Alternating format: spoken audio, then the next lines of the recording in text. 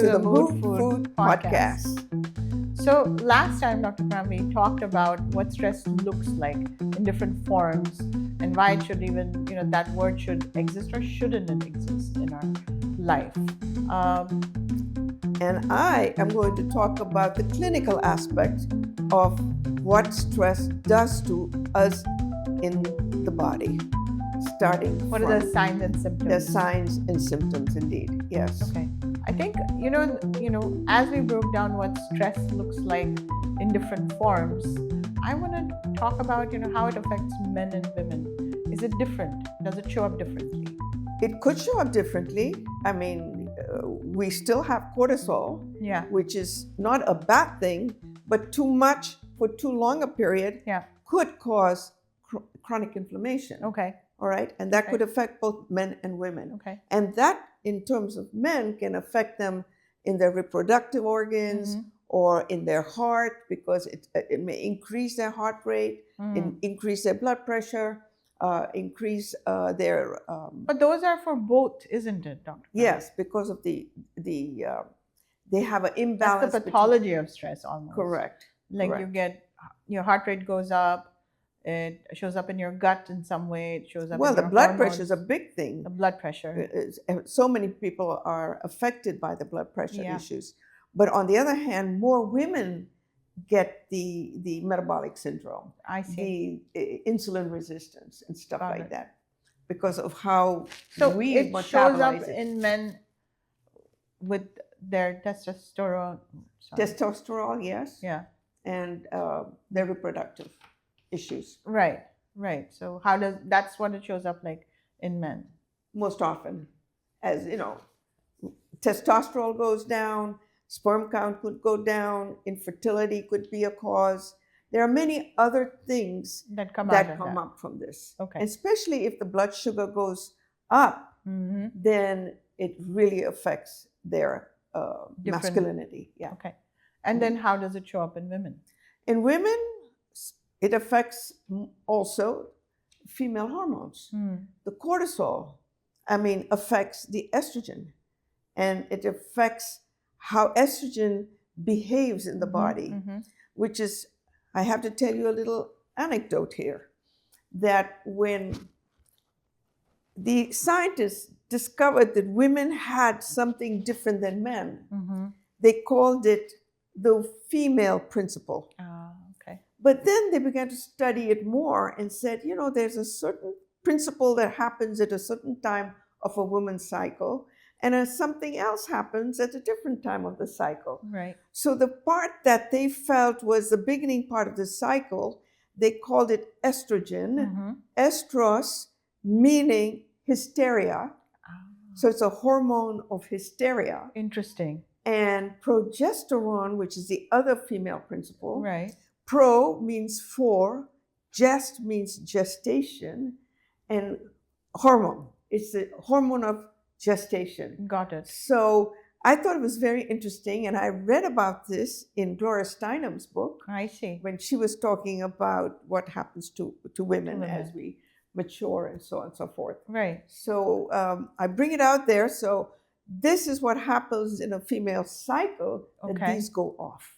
Okay. So what is your classic cortisol, progesterone kind of relationship?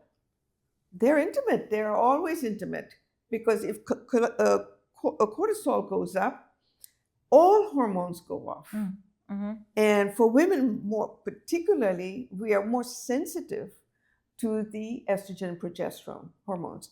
So too much estrogen in the body can happen not only from the body producing it, but it's also from what we eat and the stress, what's outside the body and what happens inside the body.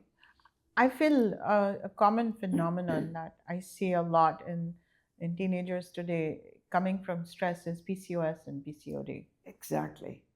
It's a polycystic ovarian syndrome. Yeah.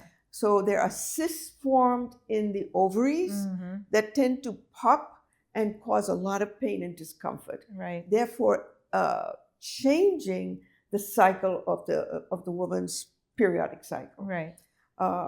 It can also form cysts in the breast.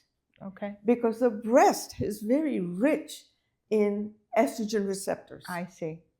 See? So, because these are our reproductive parts of us. Correct. And when we have too much estrogen in our system, we end up with dense breasts, cystic breasts, and even cysts that could become cancerous. So we have to really pay attention to those things. So stress is a big factor in changing these levels of estrogen and progesterone in our body. Correct. In the women. Which equates to all of these issues. Correct. Now, these foods that cause too much estrogen in our system are, there's a very small molecule difference between estrogen and testosterone. Okay. And both of them are functioned by the conversion in the liver. The liver helps to create this. So if that liver is not functioning properly, then we are going to have upsets in here. Okay. And why would the liver not function? Because the cortisol is throwing everything off. Understood. Okay, so the hepatic function, the digestive enzymes, what we're eating are all out of sync. I love how you create this whole roadmap of, how that one liver function creates so much distress around for the hormones. Correct. It is. It is all connected, as I've always said. Yeah. And in doing so, it actually disrupts the whole digestive system. Okay. We have less acid in the stomach, so we're not breaking down protein properly. It goes into the small intestine, and we're supposed to break down the fat. Right. Because of the hormones, the lipase, and all of the right. enzymes that are responsible for breaking down of fat. And therefore, we are not absorbing like vitamin A, vitamin D, vitamin E, or vitamin K. Interesting. And this causes depletion in the muscles and the bones. Now, we're creating a problem. Okay. Okay? Okay. So it's important how these things are affect interconnected. us. Because of the fact that we're eating foods that could actually break up the tight junctions. What are they? Every cell in our body is tightly connected to the other. Okay. Now, in the gut, the tight junctions are the lining, inside lining of the gut. Correct. So if those cells are broken up, then things can go between the cells, which are not supposed to be there, and end up in the lymphatic system. So now your fighter cells are coming out, your T cells, your white cells, your inflammation cells are coming out. And those inflammation cells will go into the bloodstream. Okay. And before you know it, it's circulating all over your body. So you're saying, how do I have hives? Why do I have a rash? Why am I allergic? Why am I affected? Never had this problem before. Right. Why is my nose dripping? There's so many So it's activating allergies. Correct. So the simple act, it's also called leaky gut syndrome. It's what is called leaky gut syndrome. Okay. So I just, these are words that are thrown out. You see so everywhere nowadays. Right. But this is exactly what it means. Yes. In your body. Correct. So, stress now activating so many different things in your body. So like what you talk about, tight junctions. Tight junctions. And it's messing with your cells. It affects also the microbiomes. We'll say, what are microbiomes? What is microbiome? The microbiomes is an aggregate of bacteria, viruses, parasites, fungi, all living happily in the gut. Okay. They are, as we said, the first brain. Right. They send out messages to the different organs to tell them what to do. I see. Okay. But if we have mismanaged our diet, coached in, and we've cloaked in all the stress in the world, then it's completely de-gutted the gut. You see? And it's causing all these issues. Okay. And so what are the factors? So cortisol is one of them, right? Yes. So it also has an effect on your thyroid gland. It affects the thyroid. So now your thyroid regulating mechanism is off. Right. It could cause you to become hypothyroid, the functioning less, causing other issues in the system. It could cause it to get worse and get hyper. So what is the connection between the thyroid and your gut? And what is the breakdown of that? Because thyroid is a very important function. Yes, so the thyroid, if it's sluggish, it makes the entire digestive system sluggish. So you'll end up being more constipated, you're not digesting the food, you could have food particles come out. Right. If it's hyper, you're overacting the whole digestive. So you're not even absorbing anything. Okay. Your bowels will be diarrhea, loose, Right. coming right out of you, Right. undigested. So diarrhea can happen even because you have hypothyroidism. Hyper, yes. Hyper. So it could. That could be a symptom of that. Correct. Okay. Correct. Okay. And that causes an imbalance in the microbiomes. Yeah. That causes poor signaling, Right. which is microbiomes are responsible for important things. Yeah. They are important for immunity. Mm-hmm. They're important for neurotransmitters. Right. They're important for hormones. Yes. And they're important to regulate the cells. Okay. Okay. So you've lost that. Right. Right. So I think we put out a lot of, clinical aspects of what it looks like in our bodies. Let's break this down a little bit further. So when you're looking at a patient, and they present with something like bloating or IBS symptoms, food sensitivities, fatigue, what do you look at first? I always ask about their diet. What are they eating? When are they eating? Yeah. How are they preparing their foods? Yeah. Okay. What are some of the factors that help them to regulate themselves? Yeah. Many times you even ask them, what vitamins are you taking? Because everybody's taking vitamins. Right. And you don't, and I say, how did you know how to take that vitamin? Oh, I saw an ad. And they said everybody should take it, so I'm taking it. So you're not really, one is not looking for, they're just taking everything under the sun. I said, why aren't you getting it from food? Right. Those vitamins are taken from food. Right. Right. Food is your best medicine. Right.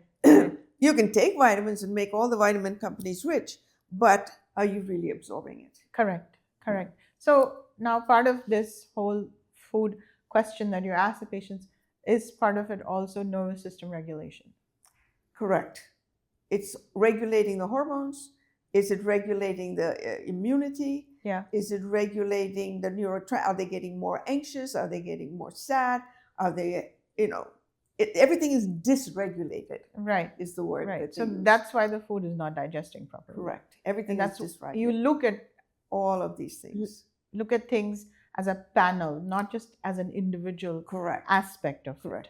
Not just blood tests, but also what is the mind doing, what is the body doing. That's called function. What is the lifestyle? Yeah, that's the function. Yeah. Because in a timeline, there's health, function, dysfunction, and disease, and pathology before death, because we're not going to death. Correct. But if you're just doing a lot of testing in terms of blood tests and MRIs and endoscopies and colonoscopies and all of these P's, pathology, then you're only looking at pathology, but it's not telling you how you got there. Right. This is why it's so important to know look at the underlying factors. Well, how you were born. Yeah. As a baby, what were you fed? Correct. Did you have mother's milk or were you given a formula? What was your life? What was your life like? Were your growth and development on time, or did something happen? Yeah. Because these are connecting the dots. Correct. And when we connect to understand where the disconnect is. Correct. Yeah. Correct. And where it went out of whack. Right. And how many times? From vitality to dysfunction. And dysregulation. Yeah. So all of these disses come in. Yeah. And then it's not about putting a Band-Aid on the symptoms, but really improving their health to get back to health. Improving their whole journey to get back to health. Basically connecting back as opposed to, where we've disconnected. Essentially. Because, it's true that, people were not breastfeeding at one time. They were just giving formula. Right. And the formula was cow's milk. And it's completely different than mother's milk. It's someone else's food. Correct. And the closest to mother's milk is goat's milk. Yeah, I see. Okay. when you look at the formulation Yeah. of milk. And only thing that's missing in goat's milk are the B vitamins.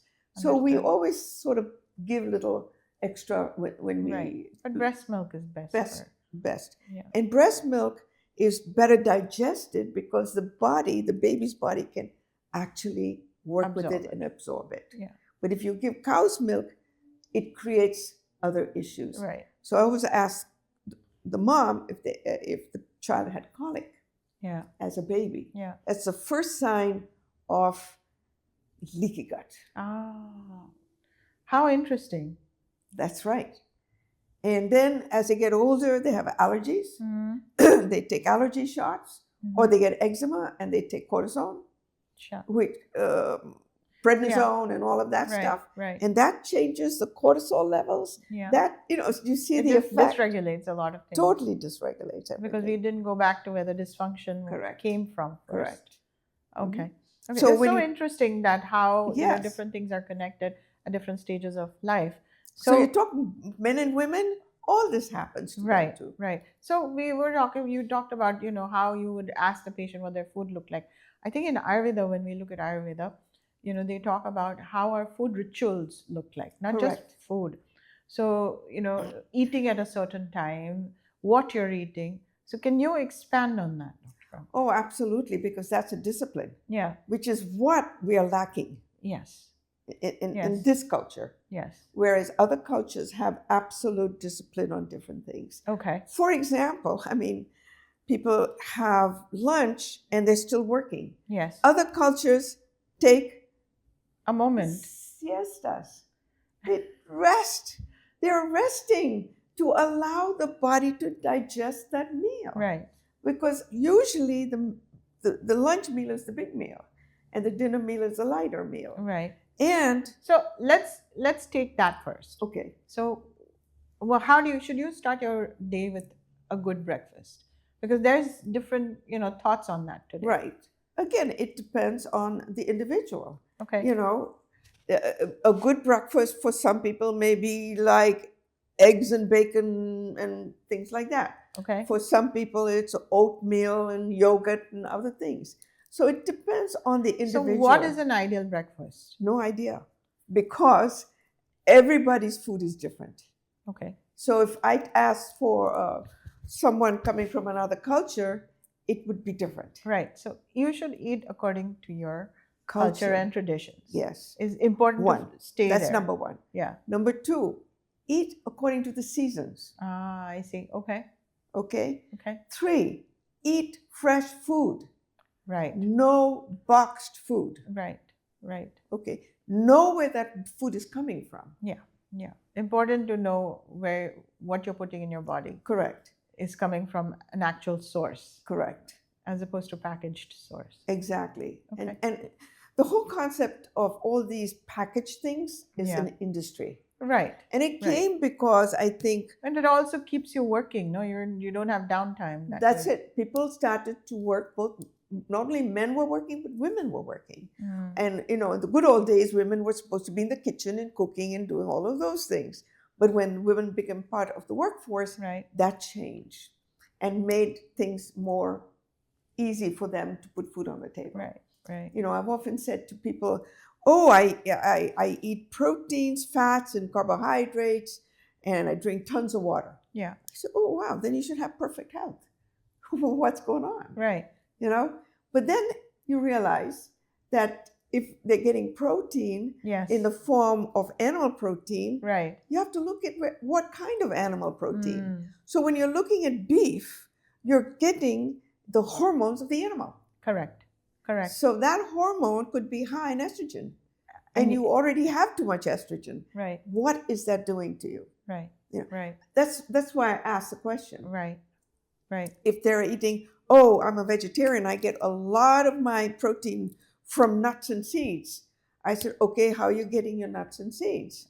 And if they say, "Oh, I open a can of Planters peanuts and Yeah. eat that," Yeah. you're saying, "Do you know where that came from?" Right. Or, Right. "I eat a lot of peanut butter and jelly." Do you What know is where the that source came? of that? Yes. Yeah. Was it And- grown properly? And where was it stored? Mm. So when you look at the storage, it's in silos. Yeah. And when you see silos, the broken parts of peanut butter, peanuts are taken to make peanut butter.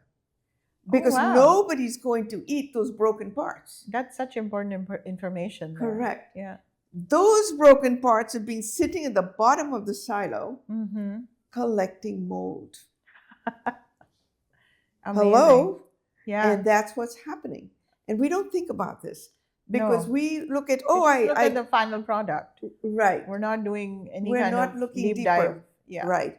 Whereas even if you take whole peanuts, you put it in a can, they're usually roasted. Why?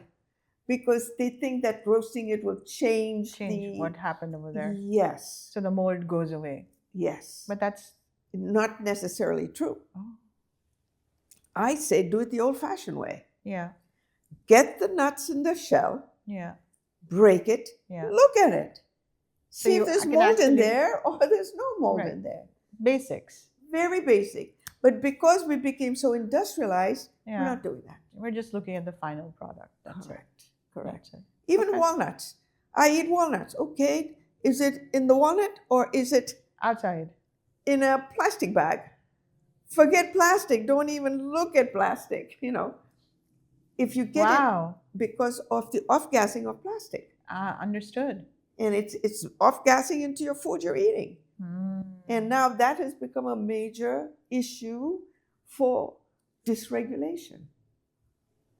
Well, it's a big topic, but we don't see how deep it's kind of Right gone now through our system. It is everywhere. It is everywhere. Whatever you think of has plastic. Yeah. And it's so hard to get rid of. De-plastic almost. Right. It's very hard to. And I see other cultures are trying to change that, but it's a huge project. A topic for another time. Yeah. But we're looking at how digestion is affected. Right.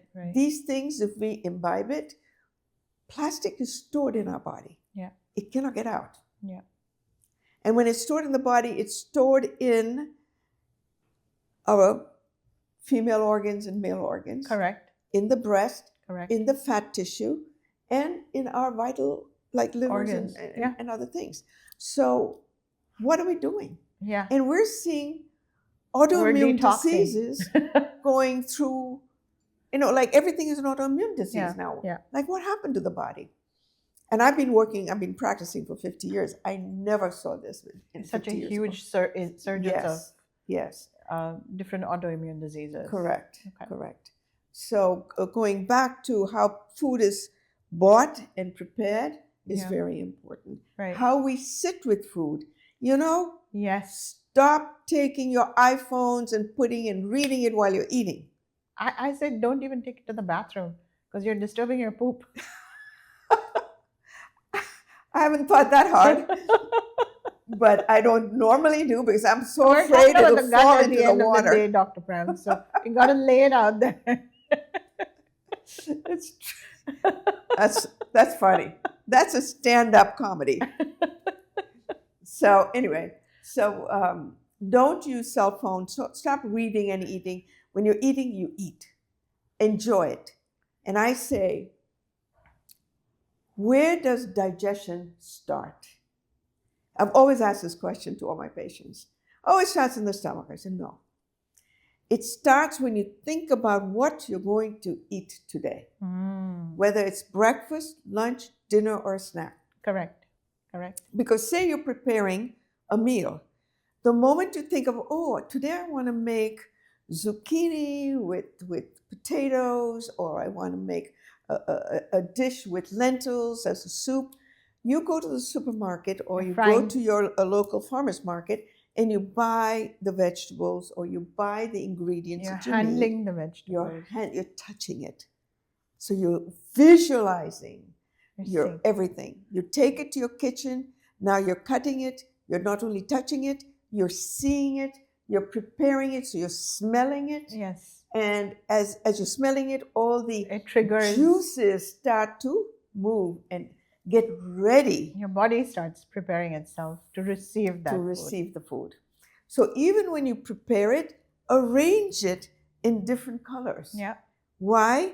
Because it is very appetizing to eat it in these different colors. Yeah. Even if we're taking food for lunch to work, first thing we do is we open our box and we go smell it. Yes. And then we kind of sit with that and then we indulge in food. Right. Well, you know that supermarkets have figured that out.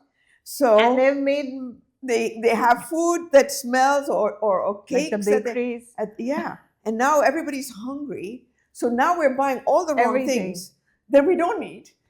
You buy more when you're hungry. That's true. That is true. You should never go grocery shopping when you're hungry. Correct. It's a fact. Yes.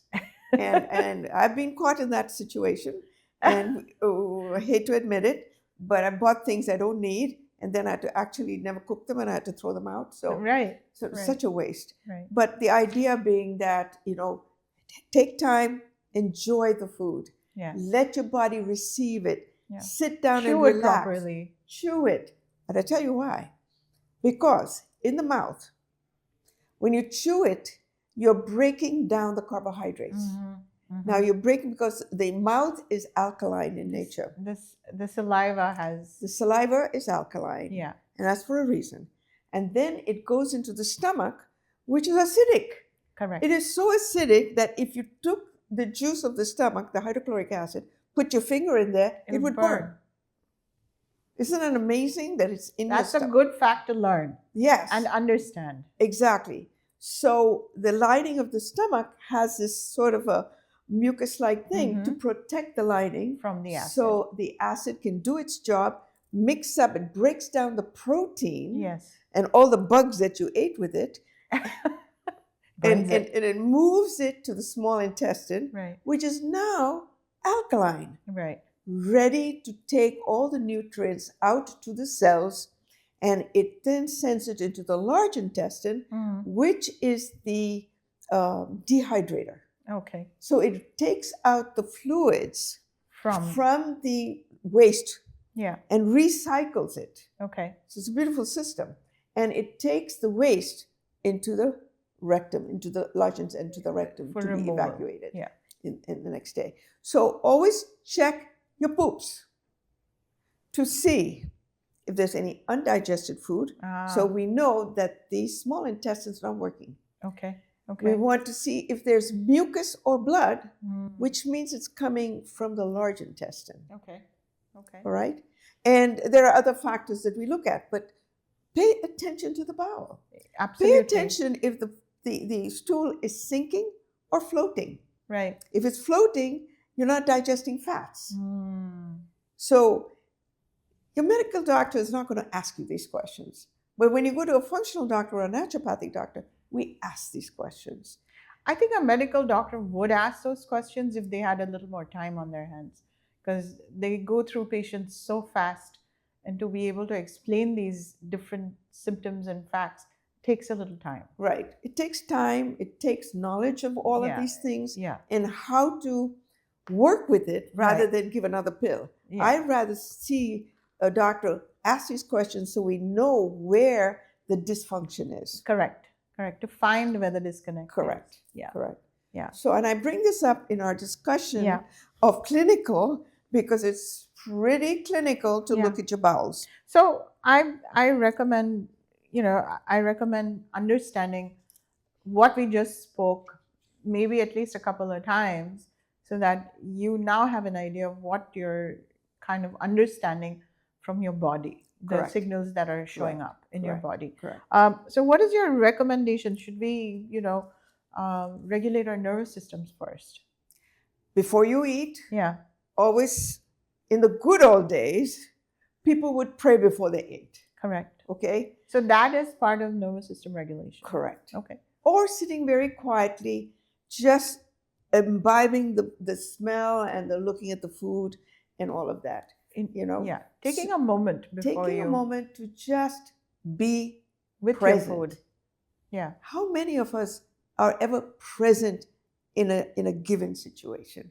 Even if we're present, we're thinking of something else. Yeah. Our mind is wandering somewhere else. Right. So being present is an art. Right. And you have to cultivate it. So literally sit with your food and be present with it. Enjoy it, chew it, taste it, all the different tastes. We say in Ayurveda, you should eat all 6 tastes. sweet, salty, sour, pungent, astringent, and I missed one. Sweet, salty, sour. Probiotic. So Yes, and fermented. probiotics and things like that. Yeah. So we need all the different tastes to satisfy all our different cravings. Yeah. Also, that's the setup for the gut, right? So to have That's all what the these gut is looking at. different things Mhm. in our meal, essentially. And don't drink water when you're eating. Okay, that's so common around here. Like, Correct. they either have a soda or water Right. along with their meal. Because they're not chewing properly. Because they're pushing it down with water. Okay. Chew it properly means your saliva has to work. So you don't need the water. And this is sort of very interesting. Mayo Clinic once did a study of why is it that Americans have so many GI issues, like GERD, the gastrointestinal reflux, and versus our counterparts in Europe and Asia. And this is the short version of the long version, is they found that in Asia and in India and the Far East, they give you room temperature water to drink if you're drinking. Okay. And only the rich people, I remember this. That's true. My parents will always go to a restaurant and say, "Can you give me ice? Take out the ice from the water. Correct. I don't want water with ice." Because we didn't normally have that. Yeah. Unless you're very wealthy and have a very fancy refrigerator that makes ice. Right. Then it sort of looked like, okay, you're the upper middle class or whatever. Right. But normally you go to eat in the East, you just get water that is room temperature. Yeah. In the West, everything is with ice. True. Because that's a sign of affluence in a certain way. When the refrigerators came into presence, everybody was doing it. And now, like you said, we say hold the ice. Yeah. Because we don't want. Right. Why? Right. So the reason is that, let's put it this way, the body temperature is 98.6. Right. Whatever. Right. The stomach temperature is 1 degree higher. Okay. So it's 99.6 or it could be 100 degrees. Yeah. Now just imagine, what is the temperature of ice cold water? What is it? Could be anywhere 45 degrees, depending how much ice is in there. Right. Could be less than that also. Or less than that. Yeah. So you literally imagine jumping in a swimming pool, which is 45 degrees. What's going to happen to you? You're going to shrivel up like a prune. Yeah. Basically. So what I say is the same thing's happening in the gut. I see. So when you're drinking that icy cold water, as great as it feels going in, it actually causes the disruption of food in there. It actually causes the mucous membrane of the gut to produce more mucus. I see. So you're not digesting. Understood. Okay, so this undigested parcel of food that came from your mouth, which was just pushed down, is now making the gut work harder, and it's not working. Okay. And it's not absorbing. Right. And you've got more gut issues. Yeah. So I say, drink at least warm water 15 minutes before you eat. Okay, it gets the juices going. Okay. Even if it's a little bit of tea or lemon juice, or some people have apple cider, it primes the gut. Okay. That's what you want to do. Food. Correct. Receive the food. And once you do that, you're ready to receive the food and break it down. Yeah. So the second thing that I kind of want to ask is, Indians in general, or even Chinese, so Eastern food philosophies support eating cooked foods, warm foods. Correct. And when you come to the West, we're constantly eating salads or raw foods. Is there a difference? A total difference. Okay. Raw. When you cook food, you're breaking down the cellulose layer, which kind of keeps the vegetable compact. Okay. Once you cook it, that layer breaks down. You're able to digest that food better. Yeah. Okay. But if you're eating raw food and your enzymes are not working as well as they should, like your stomach acid is weak or your other enzymes are weak, you're not able to break down those cellulose layers. So you're not absorbing everything. So it's essentially the raw foods are causing stress in your system. Correct. I'm not against raw food. Yeah. There's a time and place for it. Okay. All right. Okay. But your whole meal should not be raw. Okay. There should be a good mix of different Correct. things. Correct. So raw food is not necessarily a bad actor. Correct. It's just how you consume it and when you consume Correct. it. Okay. Mhm. Okay. So consume it. Have a little salad. Have your soup. Have your vegetables. Have your protein. Eat your carb. Yeah. Be balanced in everything. Right. Right. Don't just do keto, which is protein and veggies, and take everything else The out. carbs out. So now you're creating an imbalance in your food program, basically. Good balanced meal should include a good protein, a good carb, and a good probiotic. Correct. All of those things. So old cultures would do what is called fermentation. Why? Because it's rich in prebiotics. Okay, that's what feeds the microbiomes, not your probiotic. And not the pill. Not a pill. Because it has maybe 50 million or 50 whatever of four items. But it doesn't have all 40 trillion of them. Yeah. So we're saying that the fermented food is important, and all cultures have it. And I think if you look at our Mood Food podcast on fermented foods, we talk about it at that point. Yeah. Yeah, absolutely. And so, they talk about bitters. Yes. So what part does bitters play in that? So bitters is one of the 6 items that we need in our diet. Okay? So bitters, I'm going to just leave you one little saying.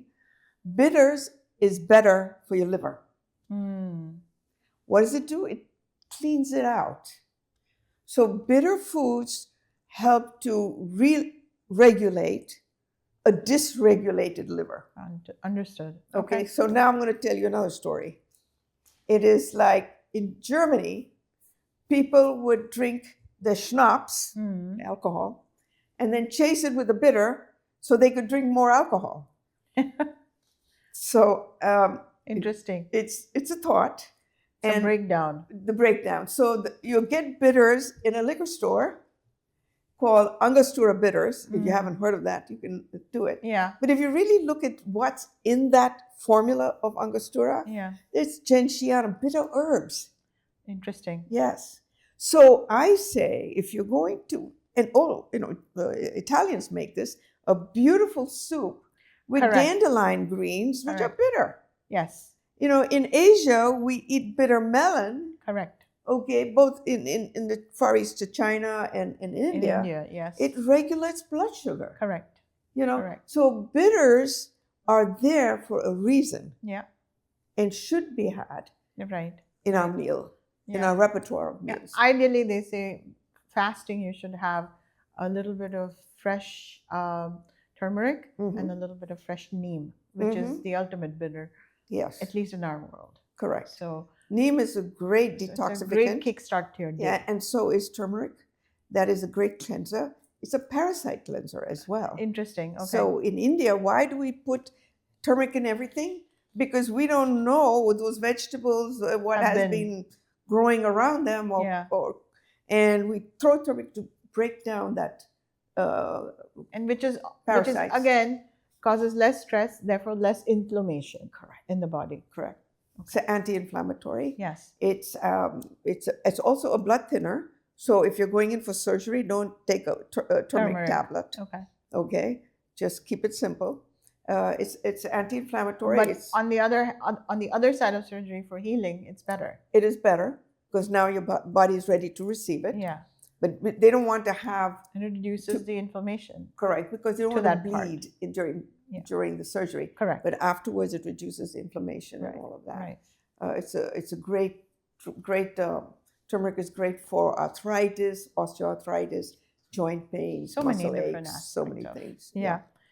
So I think we've covered a lot of what stress looks like in our body, what foods do to stress out our body, and what other foods do to de-stress our body. So we also looked at warm foods and raw foods and bitter foods. And so the question now is, are people take different supplements so that they can reduce their stress levels? What do you think about that? Supplements Yeah, to reduce their stress. yeah. Identify the stress. We will not. That's the important part. Correct. Okay. All right. Supplements. I'm plus and minus around supplements. Okay. I prefer food. Okay. I prefer get it from food because it's in the right proportion. Right. In right. its mixture. And supplements have certain strains, like you said, in the probiotic. Correct. Similar to that Right. in the supplements. Correct. While the food contains a wholesome amount of everything that you need. Right. Okay. So it's important to know what that is. Yeah. And once you know that, then you can use it for your own right. well-being. Right. So what would you like if we were to put out, if you were to give me something for stress regulation as a supplement, what would maybe one or two things, not crazy. Well, it depends how it's manifested. If Yeah. the stress is causing you fatigue, Yeah. then I'd look at maybe the B vitamins. Okay. To build you up because you're not eating or Yeah. eating the wrong foods. It also depends on your diet. Right. Okay, the B vitamins are good. If your immunity is off and you keep getting sick all the time, Mm-hmm. you can think of vitamin C and zinc, and these are other minerals that are important. Right. Why are they important? Because they help all the transport. I see. The minerals are the transport The for all the mechanism to- nutrients to go Okay. through. Okay. So they're riding that truck. Got So So this that's is an important aspect correct. of any kind of digestion. Minerals. Minerals are important. Yeah. Okay. Mhm. So under the minerals, would you recommend like a magnesium or?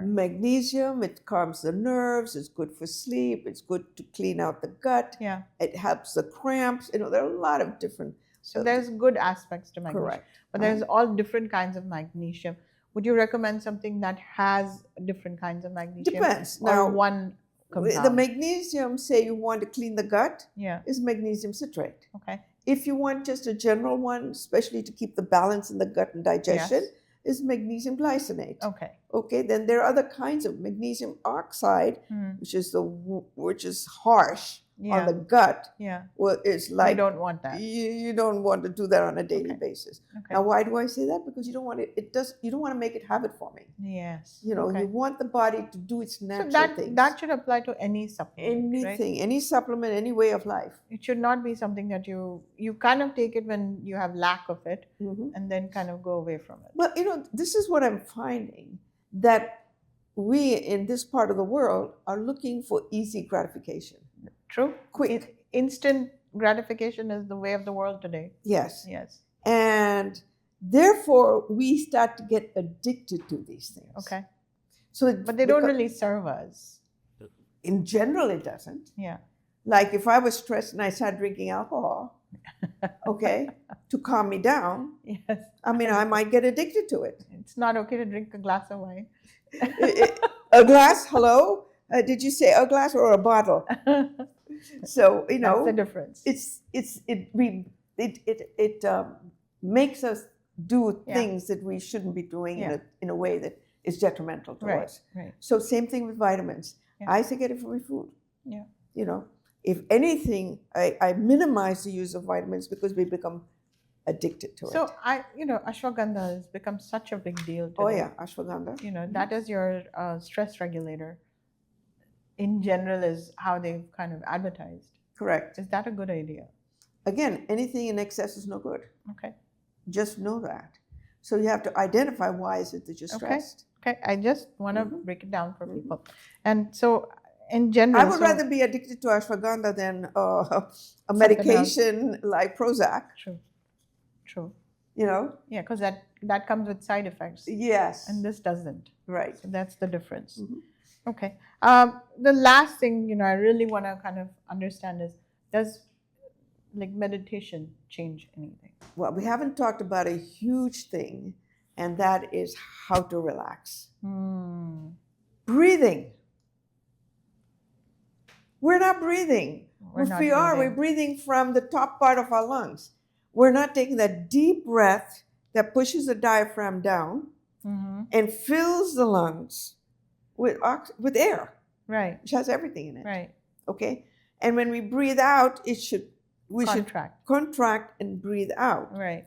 We should breathe through one nostril or the other or both. We should be practicing these things. Yeah. We should do the short breaths, the medium breaths, and the deep breaths. This is what pranayama is all about, Right. which Ayurveda talks about. Okay. This is so important, and we don't even know how to clean our nose.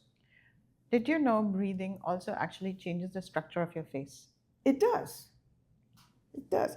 In fact, if you really look, why people near the equator have bigger nostrils, because they can take more air in. Okay. Where people in the north have very smaller nostrils because the air is too cold. Okay. Okay. Or physical aspects of breathing.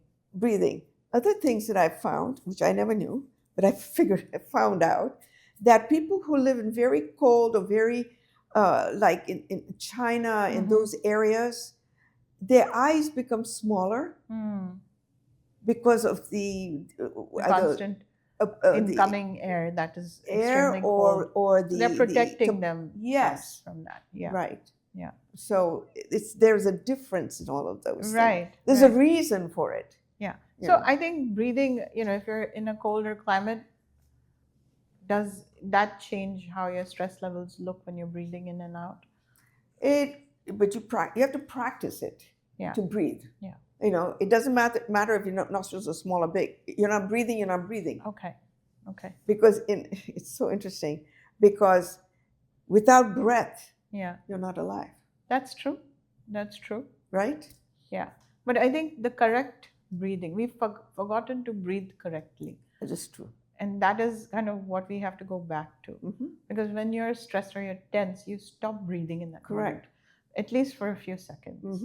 And then it's unconscious breathing that happens. Right. And that could go, at different paces. But if you do conscious breathing, it actually brings down your cortisol levels. It brings it down. You get more oxygen. You are healthier because your digestion is better. Right. You're breathing, you're calmer, and you're ready to eat the food that's present in front of you. And hopefully, whoever made that meal was happy doing it. That is a huge part of that. Yes. Yes. That put some good feelings in there for you. There you go. Because if that person was angry and upset and stressed, it'll show up. That's a vibration you're bringing with you. It is a vibration. Yeah. So think about that. That's sort of another aspect of health. Yes. Is the vibration that you're living around. at. Yes. Yeah. Okay. So I think we have kind of concluded this episode with a very good understanding of what clinically symptoms look like when we're stressed out and how it presents in our gut. Correct. Is that correct? That is true. And if you go to a functional medicine doctor, they have ways of measuring that and figuring out what you should be doing to have the best function. And for you, and not I for think everybody. Those are questions, even if you're going to a your GP, which is your general physician. We want them to. Or your gastroenterologist, whoever it is that you're taking your queries to, you should have a good amount of questions with you to be answered. So hopefully you're heading in the right direction to improve your health. Correct. Not to disrupt it. Right. And hopefully this episode and the future will give you the tools. Yeah. I think I want to talk about supplements in the next episode. Excellent. We'll talk about it next time. Excellent. Yeah. All right. Okay. Well, thank you. Thank you for listening to us. I hope you like, subscribe, and follow us on the Mood Food Podcast. Thank you. Thank you.